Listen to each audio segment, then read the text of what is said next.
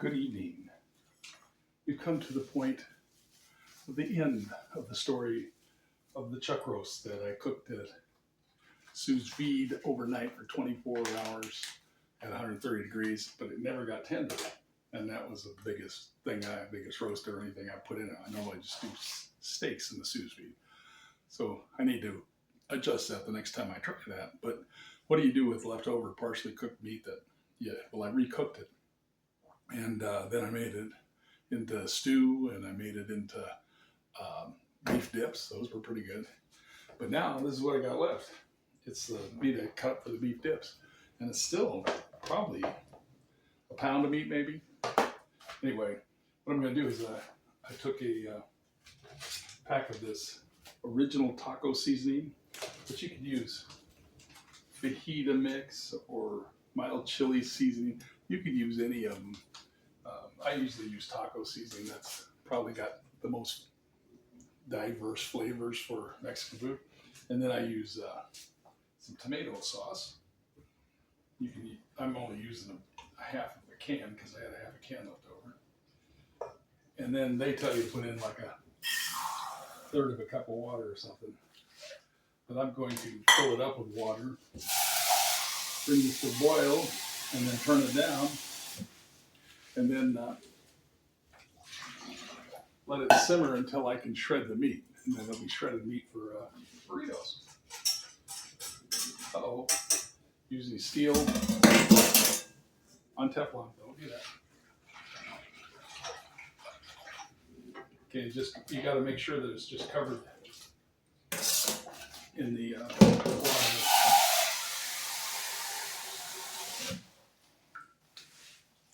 There you go. And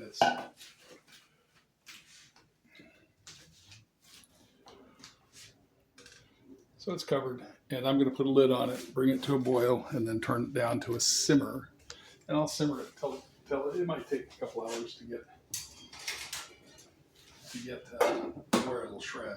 And that's all you want to do is just get it to where it shred. Then you can put it in the refrigerator and then heat it up as you want with some burritos or tacos. And yes, that'll be the end. I will show you the end product in a few hours. Thank you for watching, and this has been Hermit Bob at Hermit Bob's Dragonfly Garden Bistro Kitchen. Good evening. Well, it's been about probably 2 hours, maybe a little bit longer, boiling, and it seems to be falling apart. That's all you really want. And so I'm going to take it and turn it off. It's a real slow boil. You don't want all that juice in there. Sometimes it will boil down and suck all out.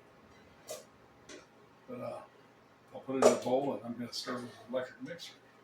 Normally I use my big KitchenAid, but there's not much meat here. Probably about a pound. So if you're doing a couple of pounds, I can probably still do this, but the KitchenAid is such a big bowl that it's hard to do. So this is Hamilton Beach. I've had a couple of these over the years. Not Hamilton Beach version, but hand mixers. And my complaint was the slow speed, which on this one's pretty slow. All the other ones, they're too fast. And this got the most complaints about it was being too slow at slow speed. So that was a good sign. So anyway, I know there's you can buy forks to tear them apart with, or you can just use forks. This always works pretty good for me. And if it doesn't tear them apart, then it didn't cook well enough. And what they're trying to do is make shredded beef. So I'm going to turn it up full blast.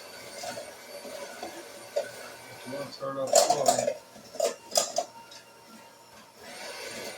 It smells good. It smells like a taco. It smells like I'm going to be eating a nice big fat burrito in the morning.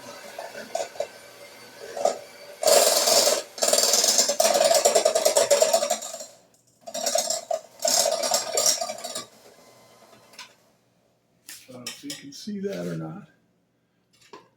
There you go. It's pretty shredded up.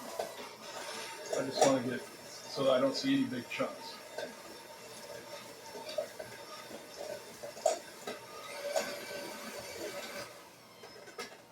Sometimes need a little help with a spatula. And yes, I use every one of those spatulas, and about once a month, I take that whole jar of spatulas, put them all in the dishwasher on a day when I don't have very many dishes, and you can fill it up, and the jar, and clean it.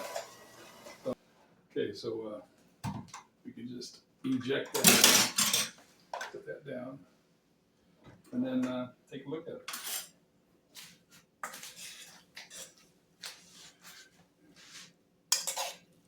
And I can just put that in a little Tupperware and make a nice shredded beef burrito. Or you can make tacos. Let me taste it.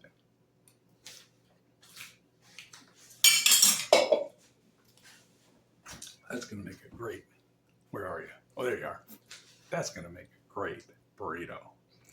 So smoke them if you got them. I don't know if you want to smoke a burrito. I might try that. All right. Thank you.